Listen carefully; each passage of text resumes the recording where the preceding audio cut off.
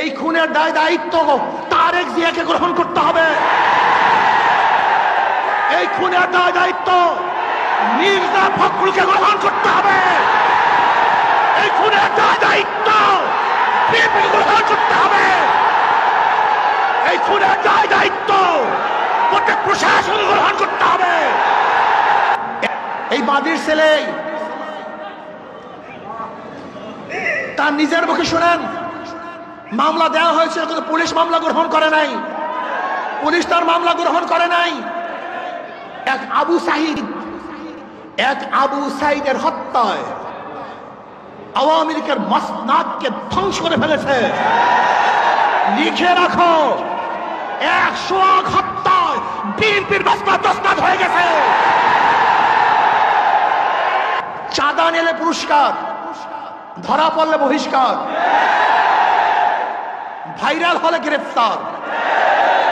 কোন হয়েছিল বুধবার, কিন্তু আপনারা যে সাংবাদিক, আমরা দুঃখিত, লজ্জিত। সবার বিবেক মরে গেছে। বাংলাদেশের বিবেক বলতে কিচ্ছু নাই।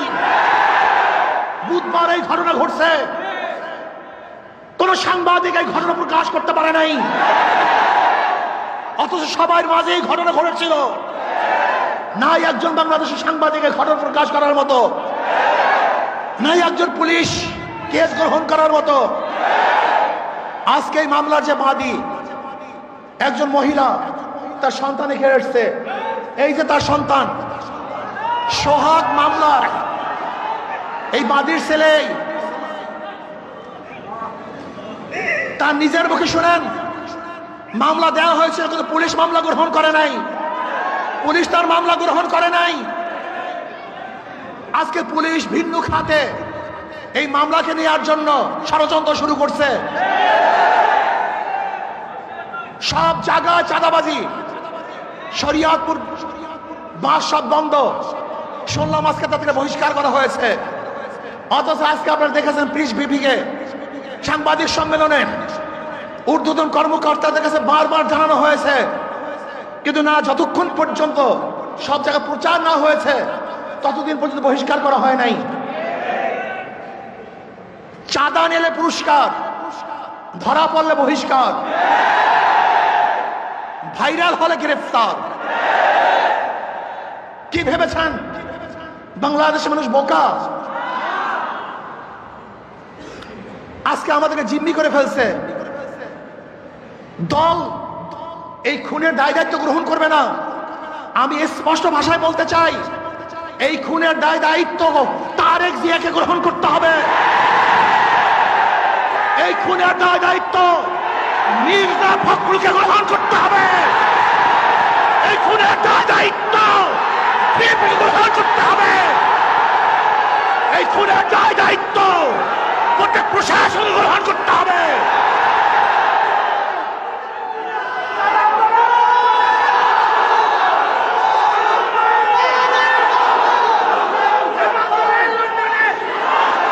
শোনেন,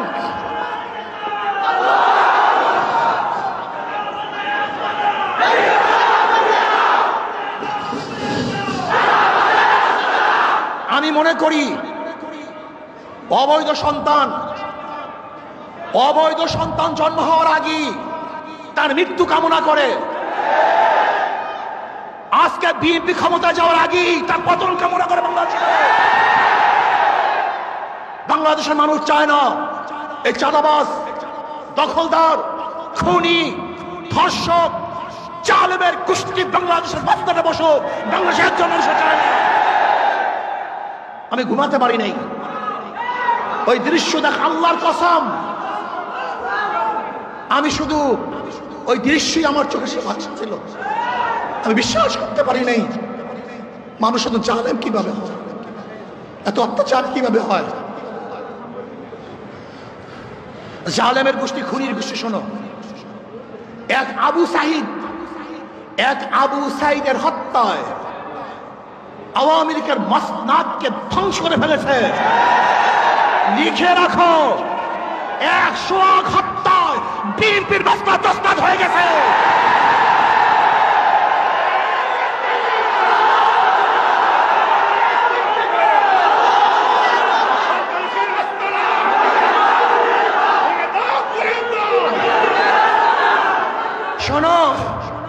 তোমরা ভেবেছ গুম হত্যা মামলা বিএনপি ক্ষমতায় আসবে, এই ভয়ে তোমার সামনে সামনে মাথা নত করবে।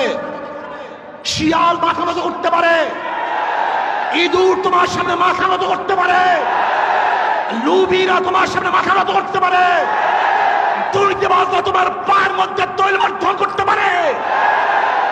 অবৈধ ক্ষমতা যারা স্বপ্ন দেখে তারা তোমার সামনে গিয়ে মাথা নত করতে পারে, কিন্তু বাঘ তোমার সামনে মাথা নত করবে না, সিংহ তোমার সামনে দুর্বল হবে না, আদর্শবান ব্যক্তিরা তোমাকে কোনো অবস্থাতেই পছন্দ করবে না। ভাইয়েরা আমার, আমি মানুষের বিবেক দেখছি। এই ঘটনা ঘটাবার পরেও বিবেকবান মানুষ যারা নিজেদেরকে শিক্ষিত দাবি করে, ওরা কিভাবে বিএনপি আওয়ামী লীগ করে আমার বুঝে আসে না। ওরা শিক্ষিত নয়, ওরা জ্ঞান পাপী। জ্ঞান পাপী ছাড়া এই দুর্নীতিবাজ ধর্ষক খুনিদের সাথে কোনো মানুষের সম্পর্ক থাকতে পারে না। আমি মনে করি এই আওয়ামী লীগ বিএনপি যারা করে তারা সবাই ধর্ষকের সমর্থক, খুনের সমর্থক, চাঁদার সমর্থক, দখলদারি সমর্থক। কোন ভদ্র মানুষ যাদের মধ্যে ভদ্রতা আছে, আদর্শবান যারা আদর্শ লালন করে, যারা জাতিকে মুক্তি দিতে চায়, এই বাংলাদেশকে গোটা দুনিয়ার সামনে উঁচু করতে চায়, তারা কোনো অবস্থাতে আওয়ামী লীগ বিএনপি করতে পারে না। আলহামদুলিল্লাহ ইসলামী দলগুলো ঐক্য হচ্ছে। আশা করি ইনশাআল্লাহ যদি ইসলামের নামে একটা বাক্স আমরা দিতে পারি, তাহলে বেঈমানরা বুঝবে, খুনিরা বুঝবে, ধর্ষকরা বুঝবে, চাঁদাবাজরা বুঝবে কত ধানে কত চাল। বারবার ঘুঘু তুমি খেয়ে যাও ধান, এবার ঘুঘু তোমার যাবে যে প্রাণ। বারবার বাংলাদেশের মানুষকে ধোঁকা দিয়েছ, ৯-৬ বুঝিয়ে ভোট গ্রহণ করেছ। এবার বাংলাদেশের মানুষ সচেতন হয়েছে, কোন চাঁদাবাজদেরকে আর মানুষ ভোট দিবে না।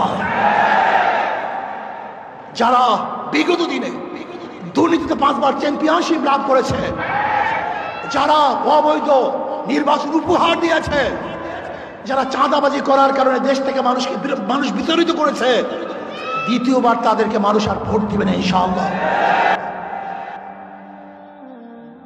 IUB media.